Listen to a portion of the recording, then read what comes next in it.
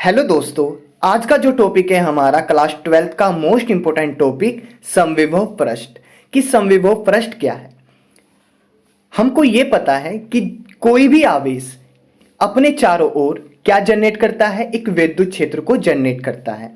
ठीक है, अब ये जो पृष्ठ को या किसी क्षेत्र को जनरेट किया, यदि इस पृष्ठ पर हम क्या ले, कोई ए बिंदु ले, कोई बी बिंदु ले, यदि इन बिंदुओं पर विभव का मान आपस में इक्वल हो जाए तो हम बोलेंगे कि ऐसा पृष्ठ जिसके सभी बिंदुओं पर विद्युत विभव बराबर होता है उसको कहते हैं समविभव पृष्ठ। किसी विद्युत क्षेत्र में स्थित वह पृष्ठ जिसके सभी बिंदुओं पर विद्युत विभव बराबर होता है समविभव पृष्ठ कहलाता है। और साथ ही समविभव पृष्ठ यानी कि समविभव पृष्ठ में जो आवेश है उस आवेश से निकलने वाली या आने वाली जो विद्युत बल रेखाएं होती हैं वो उस पृष्ठ के लंबवत होती हैं। एग्जाम्पल क्या होगा, आवेशित गोलाकार चालक।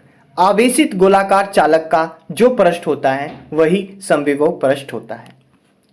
नोट है, समविभव पृष्ठ के किन्हीं दो बिंदुओं के बीच विभवांतर सदैव शून्य होता है। यह हम जानते हैं कि समविभव पृष्ठ के प्रत्येक बिंदु पर विभव का मान समान होता है, अर्थात VA इक्वल टू VB होता है, तो विभवांतर क्या होगा, 0 होगा। VA minus VB equal to 0 होगा। समविभव पृष्ठ के गुण या विशेषताएं। समविभव पृष्ठ के किसी बिंदु पर यदि हम कोई अभिलंब ड्रॉ करें, समविभव पृष्ठ के किसी बिंदु पर यदि हम कोई अभिलंब खींचे तो वो हमको विद्युत क्षेत्र की दिशा को बताता है। कहने का मतलब ये हुआ कि समविभव पृष्ठ और विद्युत क्षेत्र की दिशा होती है वो आपस में लंबवत होती है। तो पहली विशेषता आपको ध्यान रखनी है कि समविभव पृष्ठ के यदि किसी बिंदु पर हम कोई अभिलंब को ड्रॉ करें, जैसे कि आपको चित्र में दिखाई दे रहा है, तो वो उस बिंदु पर विद्युत क्षेत्र की दिशा को प्रदर्शित करेगा।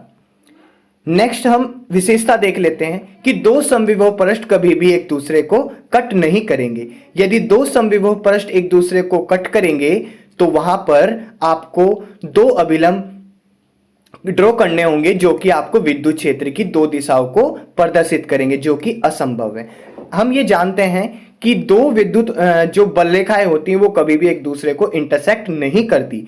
ऐसे ही दो समविभव पृष्ठ कभी भी एक दूसरे को नहीं काटते, क्योंकि यदि वो काटेंगे तो उस कटान बिंदु पर खींचे जा सकने वाले दो अभिलंब होंगे और उन दो अभिलंब पर विद्युत क्षेत्र की दो दिशाएं होंगी, जो कि असंभव है। केवल एक बिंदु से केवल एक ही दिशा परिभाषित हो सकती है।